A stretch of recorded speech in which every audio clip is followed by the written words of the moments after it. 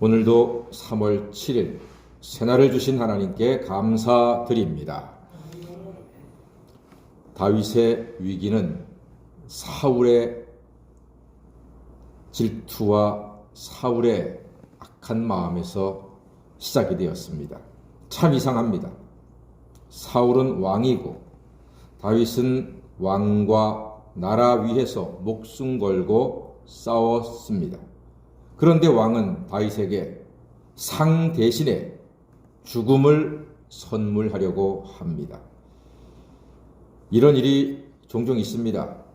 나는 선의로 했는데, 나는 좋은 마음으로 했는데 상대는 오해해서 상처받고 미워하고 악담하고 나를 아프게 할 때가 있습니다.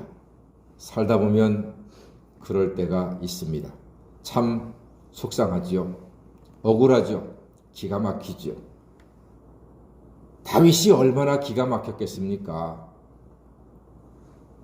내가 왜 도망 다녀야 하지? 다윗 마음에. 왕은 왜 나를 죽이려 할까? 내 죽을 죄가 무엇인가? 전쟁을 이긴 것이 죄인가? 차라리 져서 나라를 빼앗겼다면 더 좋았을까? 다윗의 마음은 아프고 무겁고 힘듭니다. 충분히 이해합니다. 정말로 나라와 왕을 위해서 목숨 걸고 싸워서 이겼는데 돌아온 것은 사울 왕의 날카로운 창이었습니다. 차가운 눈빛이었습니다. 오늘 다윗은 이 무거운 마음의 짐을 못 풀고 왕의 아들이자 친구인 요나단을 찾습니다. 그래서 1절을 질문합니다. 요나단한테 이렇게 묻지요. 내 죄가 무엇이냐? 그러자 요나단은 2절로 대답합니다. 네가 죽지 않는다. 아버지는 다 나한테 말하고 행하니까 걱정하지 말아라. 내가 아버지 아들로 왕자로 너를 지켜주겠다. 내가 네 편이다. 요나단이 다윗한테 이렇게 말합니다. 요나단은 다윗이 죽지 않을 것이라고 분명히 말하고 있습니다. 신실한 다윗의 친구, 왕자요, 다윗의 후견인이요, 다윗의 정말 좋은 친구 요나단입니다. 다윗의 이어지는 대답을 보면 우리 인생의 현 주소를 보게 됩니다. 요나단이 다윗한테 안심시키며 하는 그 말에 대한 대답 3절 말씀 한번 읽어볼까요? 다윗이 뭐라고 말합니까? 시작. 다윗이 또 맹세하여 이르되 내가 내게 은혜 받은 줄을 내 아버지께서 밝히 알고 스스로 이르기를 요나단이 슬퍼할까 두려운즉 그에게 이것을 알리지 아니하리라 함이니라. 그러나 진실로 여호와의 살아계심과 내 생명을 두고 맹세하노니 나와 죽음 사이는 한 걸음뿐이니라. 예, 마지막 한 절이, 마지막 마디가 우리 마음에 팍 꽂힙니다. 새겨집니다. 나와 죽음 사이는 한 걸음뿐이다. 나와 죽음 사이는 한 걸음뿐이다. 그렇습니다. 연약한 인생의 현실적인 모습입니다. 여러분, 우리가요, 천년 만년 살 것 같지만 우리와 죽음 사이는 한 걸음뿐입니다. 우리 그런 경험 많지 않습니까? 예전에 태풍 심하게 부는 날 개나리 상가를 지나가는데 제 얼굴 옆으로 큰 송판이 위에서 떨어져 날아갔습니다. 그걸 보는 순간 제 머리가 쭈뼛 섰겠죠. 딱 한 걸음 차이입니다. 이렇게 쭉 날아가는데 한 걸음만 제가 먼저 갔으면 거기에 그 송편에 맞아서 아마 큰 부상을 당했을 것입니다. 한 걸음 차이밖에 되지 않습니다. 눈이 많이 오는 날 제가 걸어가고 있는데 미끄러운 길 조심하며 가고 있는데 어떤 아주머니가 급한지 막 저를 추월해 가더라고요. 그런데 바로 제 한 걸음 앞에서 위에서 눈폭탄이 떨어지는 거예요. 그 아주머니 기겁을 하면서 완전히 눈폭탄 맞았습니다. 딱 한 걸음 차이. 얼마나 놀랐겠습니까?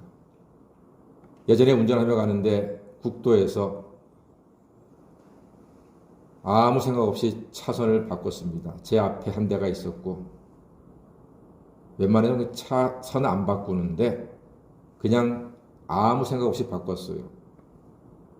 신호등에 딱 섰는데 갑자기 옆 차선에서 쾅 하는 소리가 들리는데 트럭이 졸음운전하다가 쾅 들이받은 겁니다. 제가 옆으로 비키고 나서 1초, 2초 됐을까 식은땀이 났습니다. 다행히 앞에는 큰 차여가지고 트럭이 받아도 아마 큰 부상은 안 당했을 것입니다만 제가 만약에 작은 승용차에 거기 있었더라면 큰 부상을 당할 만한 그러한 충격이었습니다. 우리 그런 경우가 많지 않습니까? 버스를 타야 되는데 하필이면 집에서 짜증난 일이 있어서 한 걸음 늦게 갔더니 버스를 놓쳤는데 그 버스가 그만 앞에서 미끄러져 사고가 났다든가 그런 일 어렵지 않게 당합니다.